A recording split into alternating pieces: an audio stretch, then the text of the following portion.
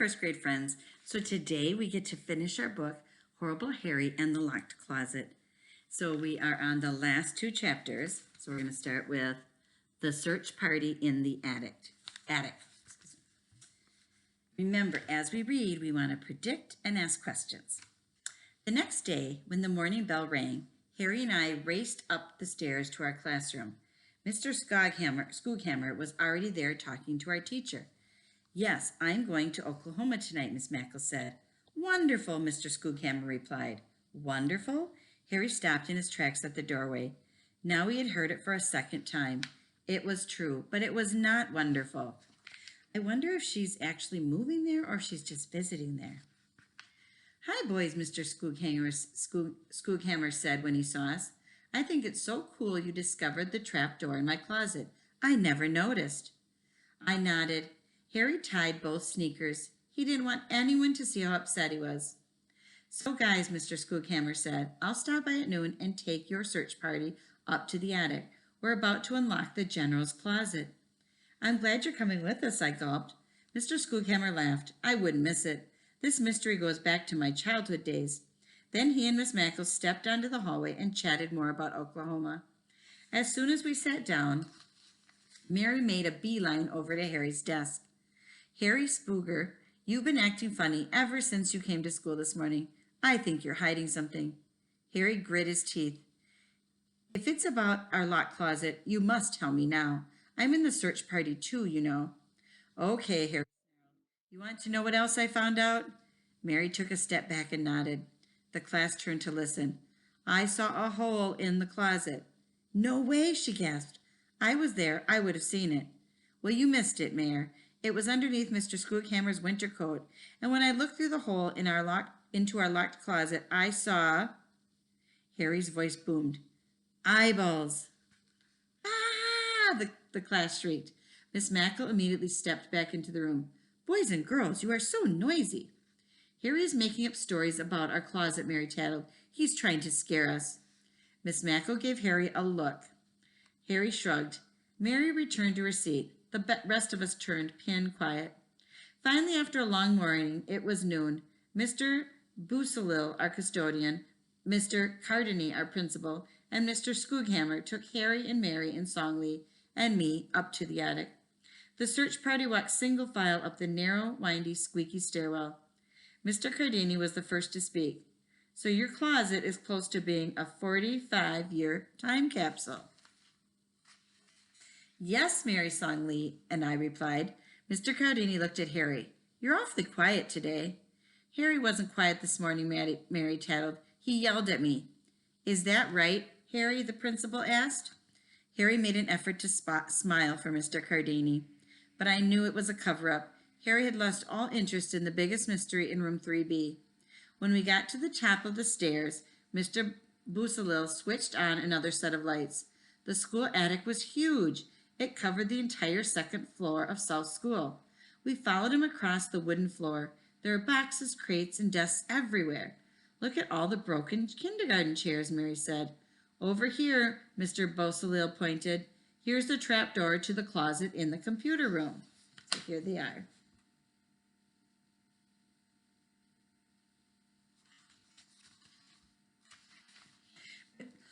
Mr. Busselil and Mr. Skooghammer moved a heavy box of textbooks toward the wall.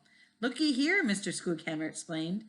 "There's one big trapdoor right over the computer room closet and room 3B's closet." Mr. Cardini fiddled with his mustache. "I bet those two closets below were originally one big one." "Do you remember me thinking and predicting I wonder if they were connected? Let's find out." "I think so," Mr. Busselil replied. "That would explain why the back wall is so thin. I noticed it when I accidentally poked a hole in it with my broom handle last week. I've been meaning to fix it." "That must be the hole that they found." Mary covered her mouth. I knew what she was thinking. If Harry's story about the hole was true, was the story about the eyeballs true too? "Well," Mr. Cardini said, "should we open up the trapdoor now, or let Mr. Busselil check things out first?" Suddenly, a tiny bat flew out from the far corner of the attic. As it flapped its wings overhead, Mary and I screamed. Song Lee giggled. Harry just stood still. He wasn't worried about any little bat. That bat just answered my question, kids, Mr. Cardini said. Let's go.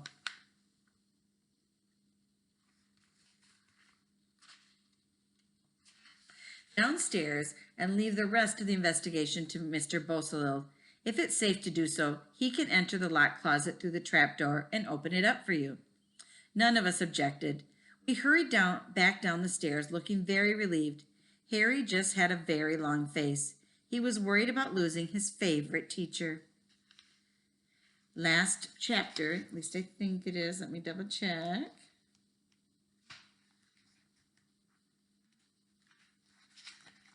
Yep. The mystery is solved, so we get to find out the answers. It says, Dear Miss Mackle, I'll miss you very, very, very, very, very. Starting to write her a letter. That afternoon, we waited for Mr. Beausoleil to open up our locked closet. Room 3B even had 2 visitors, Mrs. Michelson and Mr. Skooghammer. Everyone was psyched, except for Harry. He was putting the finishing touches in his farewell card for the teacher. It said, I'll miss you very much, with 21 varies. Right now, he was drawing black ants carrying red hearts in the border. Miss Mackle, Sydney asked, what's keeping Mr. Beausoleil? He's rounding up a chain ladder so he can climb down from the trapdoor into the attic. I looked at the clock. It was 2:05 p.m. Boys and girls, Mr. Cardini said, rushing into the room. Is the mystery closet open yet? No, we all replied. Bravissimo! I was at a meeting and it was hard to get away. I don't want to miss anything.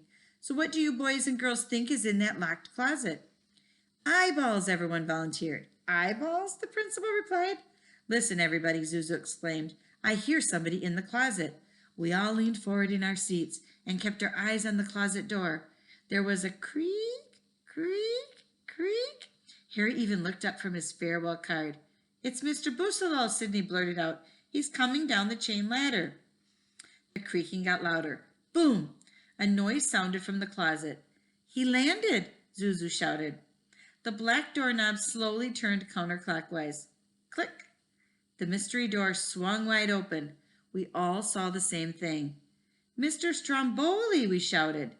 There on the inside of the closet door was a big picture of Mr. Stromboli in his army uniform.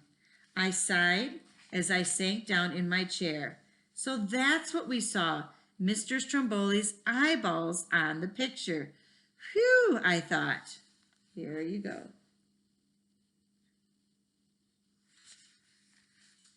Everyone cheered and clapped as the custodian stepped out of the closet.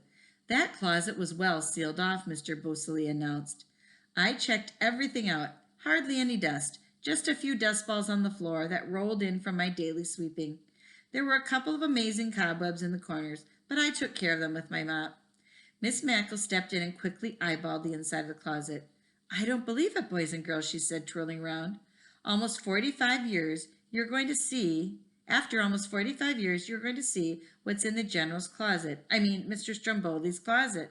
I'm going to let each one of you come inside one by one. Choose things that catch your eye and set it on this long table in front of the room for everyone to see. Mr. Cardini twirled his mustache and snorted. He was so excited. Harry, the teacher said, I want you to go first. This whole closet idea was yours to begin with. Harry jumped out of his seat and ran to the teacher. He gave her the biggest and longest hug. Why, Harry, Miss Mackle said, you're just full of enthusiasm, aren't you? See what you can find. Harry was so worried about the teacher, he didn't explore at all. He just reached for the push broom in the corner and set it on the table. Everyone laughed at Harry. I noticed when he went back to his seat that his eyes were filling up with tears. There was so much going on, though, no one else noticed. Mary went next. She pulled out a Viewmaster with 3 discs and blew off a little dust. Now, a Viewmaster is like this little old-fashioned machine that you could see pictures in it. Maybe there's one about volcanoes, she said. I'm going to check and see. Dexter brought out some illustrated junior classic comic books. These are cool, he said, looking at one that had a whale on the cover. Ida pulled out a wooden beanbag toss that stood up like a sawhorse and had 3 holes. Song Lee brought out a jump rope with red handles. I carried out an erector set. That's like a toy. Sydney picked up the tinker toys. I'm making a canary. Then they looked at Harry, trying to make him laugh, but Harry didn't. Zuzu chose the wooden Lincoln logs. I'll have to keep these away from Juju. He'll gnaw them right through. Miss Mackle reached up to the highest shelf and brought down a box of books. Look at these, boys and girls. So here they are playing with all the things they found in the closet. Mary rooted through the box first and pulled out one she knew. I've read these, she exclaimed. I want to read them again. Me too, Song Lee, Zuzu, and Ida replied. We call them classics, Mrs. Michelson said. Stories that have been enjoyed for 50 years or more. Then she helped us stack our favorites along the windowsill of room 3B. Millions of Cats, Stone Soup, Madeline, Make Way for Ducklings, The Story of Babar, Curious George, The Story About Ping, The Five Chinese Brothers, My Father's Dragon, Henry Huggins, Charlotte's Web, Mr. Popper's Penguins, The Story of Ferdinand, and Homer Price. Notice in the book, students, how they're all in italicized writing.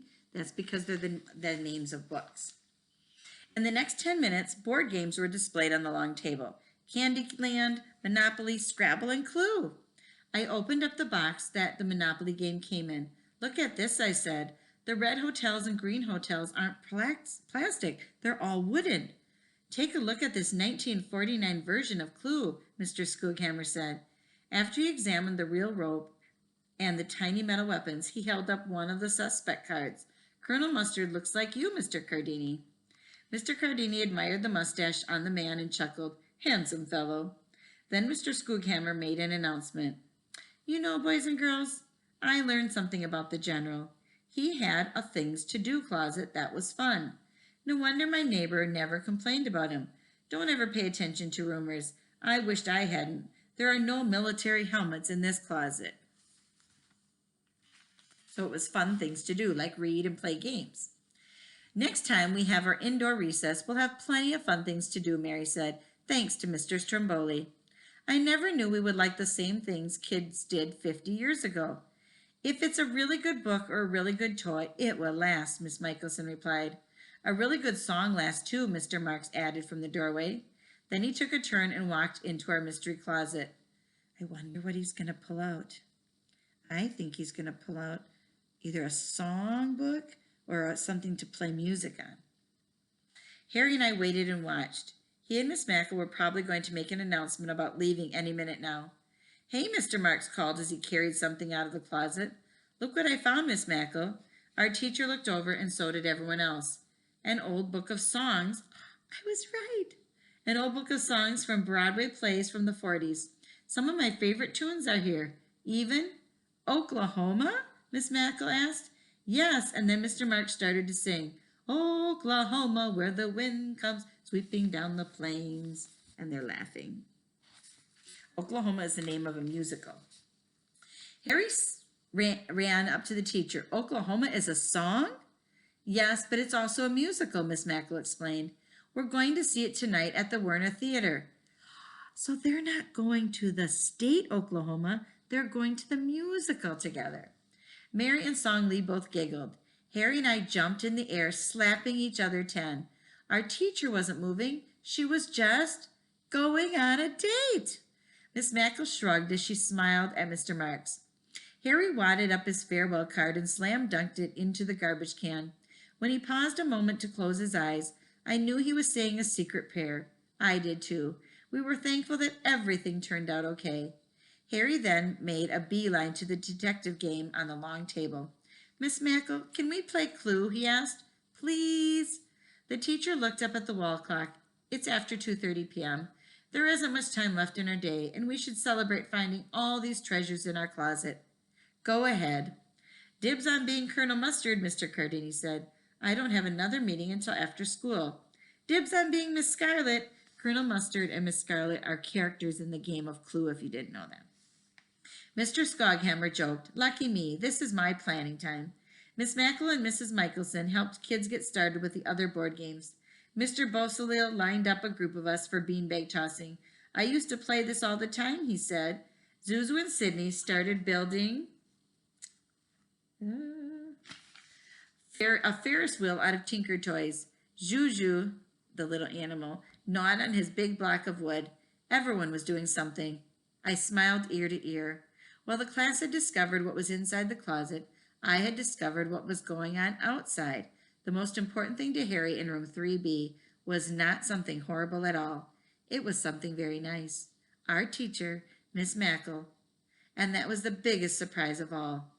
Don't tell anyone. All right, so that was the ending to our book, Horrible Harry and the Locked Closet. So it all turned out in the end that it was games and music and books in the closet, all fun things to do for an indoor recess. So if I look back at my original prediction, I thought that it was going to be some school supplies. It kind of was. I was picturing more like staplers and tape and things like that, but it was a little bit of school supplies. Was your prediction right? Remember, first graders, when you read, you want to make predictions and ask questions as you read. Bye. Have a great weekend.